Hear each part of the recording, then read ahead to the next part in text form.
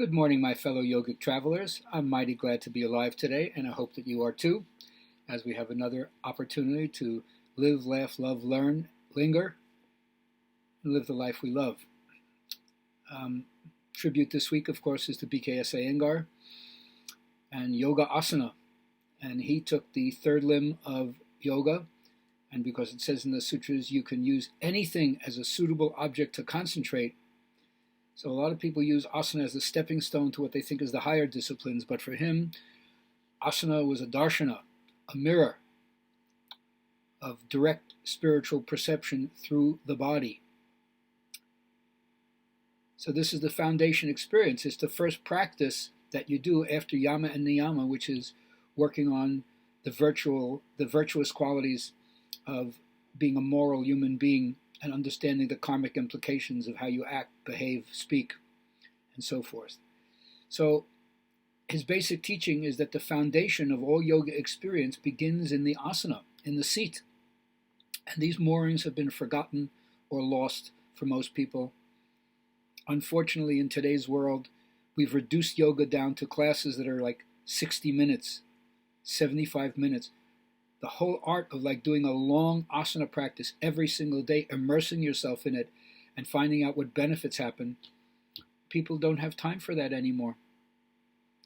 So I'm not interested in just textual analysis, as he can say. You can fool the masses with theory. I'm interested in practice alone.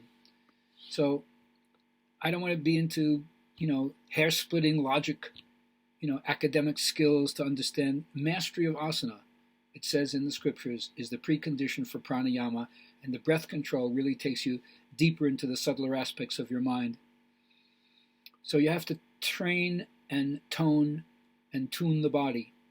That is the basic idea. And the value of that is what they call tapas. It burns out the impurities. It really gets the fire going. Turn up the Bunsen burner. The zeal for practice is really what's called tivra samvegan, really all over it. That's what's going to cause breakthroughs in your experience, and not only on the mat, but in your daily life in terms of how your own vision spiritualizes the world. So if you have a soft practice, you got the foot in the door. I'm not going to say that there's anything wrong with doing a little bit of light stretching and getting some of the health benefits, but from the master's point of view, you lose your critical edge of experimental exposition. And then your yoga just becomes a kind of stereotype and very facile, not the real radical transformation that my understanding of yoga is, which is aligned with what I would think is traditional yoga. So yes, there's profound scientific knowledge behind this, profound philosophy, profound art. It's an art form. And then, of course, everything is about going from the outer to the inner, from the gross to the subtle to the most inner secret place, piercing the different layers called the sheaths in the body, until you get to what they call the bliss body, where you realize the one swing and energy system behind everything, out of which we've all evolved and to which we return. And that's also called reaching the inner ruler. Sometimes I call it the self, or the king, or the queen. And so he just says, keep watering the plant, keep watering the root. The healthy fruit is sure to come. So it's like asana is a kind of horticulture. In the same way, you pull the weeds of negative thinking and negative habits, and you nurture, you tend to that plant. You water it, you fence it in, you make sure that no one's going to trample it. And then your nervous system becomes much calmer, much freer, much less reactive, more responsive. And so if we're going to explore from the known to the unknown, you have to leave what you know behind and probe into areas that you've never been before.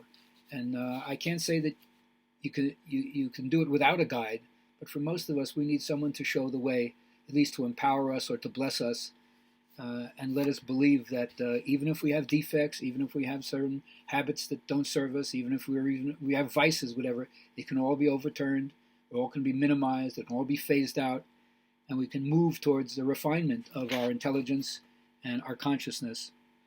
So remember, when you're studying your asana practice, look at it arithmetically, geometrically, look at the shapes as triangles, ovals, squares, circles. Notice the horizontal, vertical movement, above, below, left and right to the median line, in the front and the back, and so forth. And then you feel the flow of intelligence moving from the periphery to the core, and from the core back out to the periphery. And then always remember that at the beginning, probably difficult to do the asana correctly, so you have to mold the asana to the body. That's where all the props and the variations come in.